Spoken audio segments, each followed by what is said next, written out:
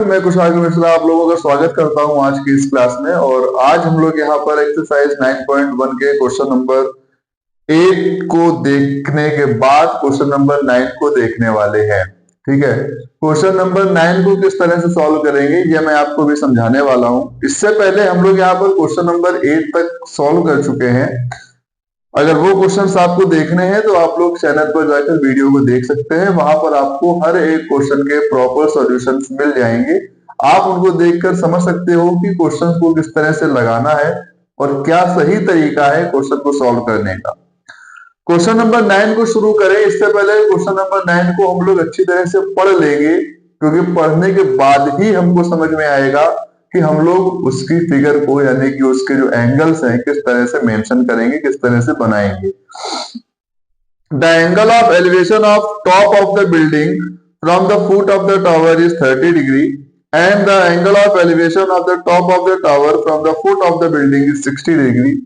If the tower is 50 meter high, find the height of the building. ये आपसे है question number 9 NCERT book का। और इसको कैसे करेंगे अभी हम लोग यहाँ पर ये देखने वाले हैं। यहाँ पर आप जैसे देख सकते हो कि इस क्वेश्चन में आपको दो चीजें दी गई हैं। एक दिया गया है टावर और एक दिया गया है बिल्डिंग। तो पहले हम लोग ये बना लेते हैं। ठीक है, एक्सरसाइज है 9.1 और इसका क्वेश्चन नंबर है, हम लोग यहाँ कर रहे हैं 9। हमको क्या करना है, यहाँ पे दो फिगर बनानी है। एक बनानी है बिल्डिंग और एक बनाना है टावर। टावर थोड़ा ऊंचा है क्योंकि 50 मीटर दिया गया है। ठीक है, तो ये 50 मीटर हो गया यहाँ पे।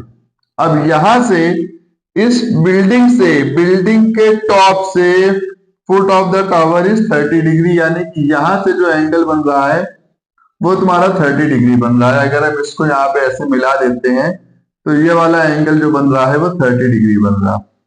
इसी तरह से angle of elevation top of the tower from the foot of the building, ये बिल्डिंग हो गई, और इसके टॉप से जो एंगल बन रहा है वो वाला एंगल बन रहा है तुम्हारा 60 डिग्री। हमको पता करना है ये कितनी है, यानी कि हाइट ऑफ द टावर पता करनी है। ठीक है, अब यहाँ पे पहले इसको अगर हम नेमिंग कर लें तो ये हो जाएगा ए, ये हो जाएगा ए, बी, सी एंड डी। जैसा आप लोग देख सकते हो कि मैंने यहां पर ए बी हाइट बनाई है। ठीक है, यहां लिख देते हैं A B is height of the tower. A B जो है वो हाइट है। ठीक है, और टावर की हाइट कितनी दी गई है, tower height is 50 metre. 50 metre का टावर हमको दिया गया है। ठीक, हमको पता करना है यहाँ पे height of building. Height of building पता नहीं है ये। अब हम यहाँ पे क्या करेंगे, हमको यहाँ पे इसकी हाइट निकालनी है डीसी, यानी कि टावर, इसकी जो टावर की हाइट है ये निकालना है। ठीक है, हम लोग यहाँ पे ले लेंगे इन triangle ABC.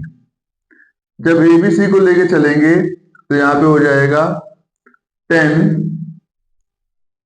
60 equal to A B upon B C. 10 60 हो जाएगा तुम्हारा √3।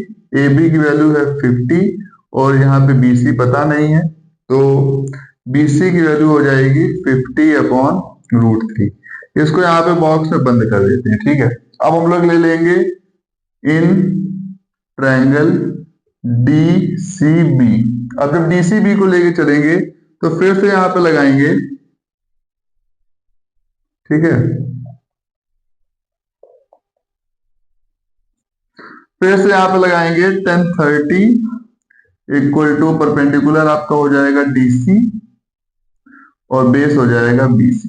10 30 की वैल्यू 1/√3 इक्वल टू डीसी और बीसी की वैल्यू आई है 50/√3। जब इसको पूरी तरह सॉल्व करेंगे तो डीसी इक्वल टू हो जाएगा 50/√3 इंटू 1/√3। यहाँ पे वैल्यू हो जाएगी 50/3। और जब इसको हम लोग डीसी को डिवाइड करेंगे, ठीक है, तो डीसी को जब 50 से डिवाइड करेंगे तो 3 1 जा 3 हो जाएगा, 2 रिमाइंडर बचेगा 20, 3 6 जा 18 और फिर से 2 बचेगा तो 3 6 जा 16.6 मीटर जो हो जाएगी वो इसकी हाइट हो जाएगी। और यहाँ पे इस क्वेश्चन को हम लोग इसी तरह से सॉल्व करेंगे। आप लोग चाहो तो यहाँ पे डीसी को 50/3 रख के भी छोड़ सकते हो, पूरा डेसिमल में ना निकालिए आप, इसको फ्रैक्शनल फॉर्म में भी अगर छोड़ देंगे तो ये भी यहाँ पे इसका करेक्ट आंसर माना जाएगा, ये गलत नहीं होगा, ये भी आपका बिल्कुल सही आंसर माना जाएगा। ठीक है, तो ये क्वेश्चन इस तरह से सॉल्व होना है। आप लोग देख सकते हैं कि क्वेश्चन को कैसे सॉल्व किया गया है, कैसे फिगर बनाना है। इन क्वेश्चंस में जो सबसे बड़ा जो मेन काम है वो यही है कि आप ये स्ट्रक्चर कैसे बनाते हो, ये आप कैसे फिगर बना लेते हो। आपने अगर ये फिगर बना ली तो फिर आपके वो क्वेश्चन अपने आप सॉल्व हो जाएंगे।